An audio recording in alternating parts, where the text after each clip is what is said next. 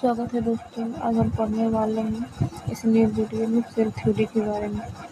तो cell theory क्या है आज देखेंगे। इसके पहले हमने सेल के बारे में पढ़ लिया था। तो आप अगला वीडियो देख सकते हैं।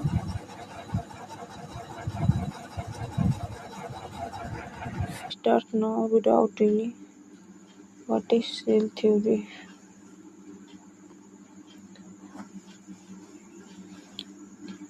इन 1838 में एक German biologist Matthias Jakob Schleiden put forth the idea that cells were the unit of the structure in the plant.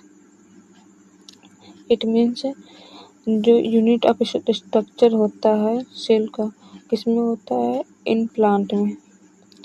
इसको बताया एम मैथियस जैकब स्लाइडेन ने।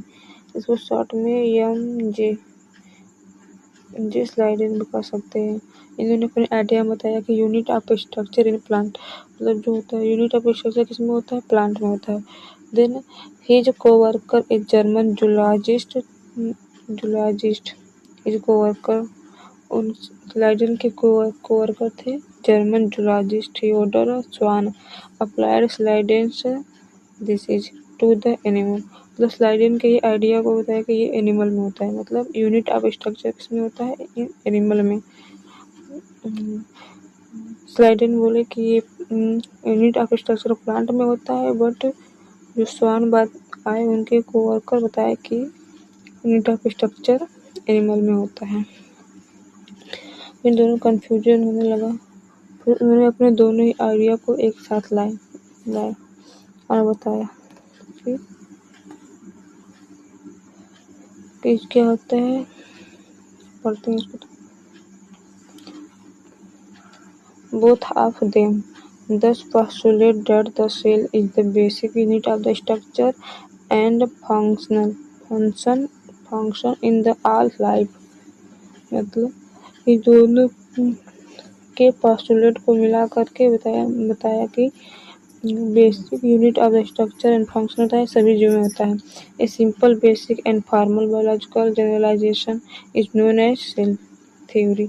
इसी simple basic and formal biological generalization को क्या जाना जाता है? Cell theory. अब सेल थ्योरी के अकॉर्डिंग टू सेल थ्योरी के अनुसार दोनों ने 3 पोस्टुलेट दिए। कितने पोस्टुलेट दिए? 3। They are given 3 postulate. दोनों ने मिलकर 3 पोस्टुलेट दिए। ओके, इसको देखते हैं।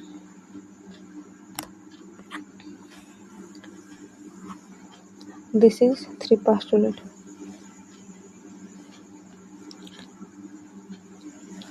All living things are composed of the cell. All living cells are composed of the cell.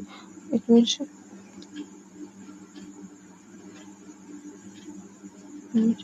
जो सभी all living things are composed of the cell मतलब सभी जीवित प्राणी सेल से मिलकर बने होते हैं। दूसरा आइडिया था living cell are arise from preexisting cell. मतलब जीवित जो प्राणी होते हैं वो पहले ही पुराने सेल से मिलकर बने होते हैं। जो नया सेल बनता है जीवित प्राणियों में वो पुराने सेल से ही बनता है। इसको भी पढ़ लिया था। फिर तीसरा आइडिया था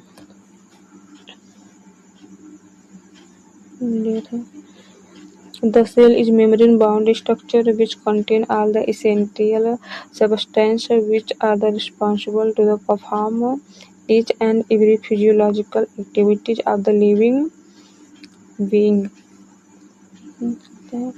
सेल एक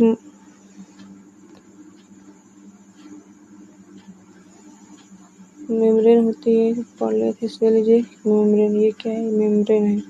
membrane bound structure which contain रखते हैं ऑल इसेंशियल मतलब आवश्यक सब्सटेंस को विच आर रिस्पॉन्सिबल होते हैं जो कि परफॉर्म करने में फिजियोलॉजिकल एक्टिविटी सभी लिविंग बीइंग मतलब इस सभी कंपोनेंट को जैसे nucleus Golgi body endoplasmic reticulum vacuole और बहुत सारे कंपोनेंट्स के अंदर होते हैं जो कि आगे चल के पढ़ेंगे इन सब के बारे में। गोल्गी बॉडी हो गया, न्यूक्लियस हो गया, एंडोप्लाज्मिक रेटिकुलम हो गया, ब्रैंकियोल हो गया और बहुत कुछ है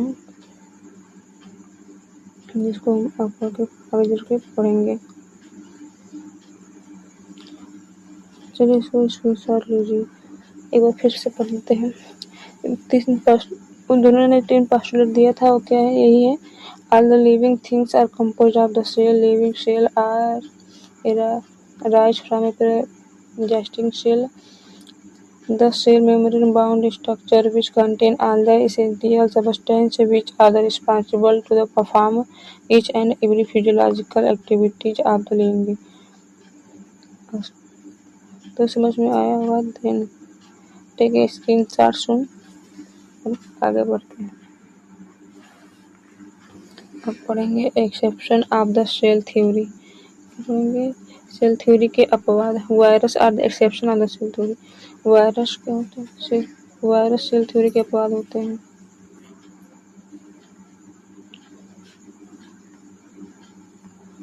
virus is a exception. Virus are the exception of the cell theory. Cell theory does not have universal application. ये universal application पर निर्भर नहीं करती है। There are contain living organisms which do not have. मतलब कुछ ऐसे भी जीव होते हैं जो कि जिनके पास ट्रू सेल नहीं होता है। ये क्या हो गया? Exception of the cell theory हो गया। Exception of the cell theory के बारे में पढ़ेंगे। ये पढ़े लिए हैं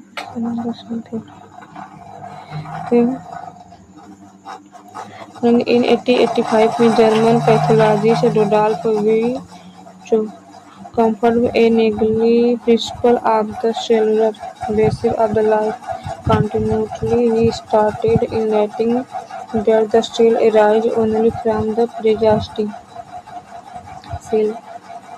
एक जर्मन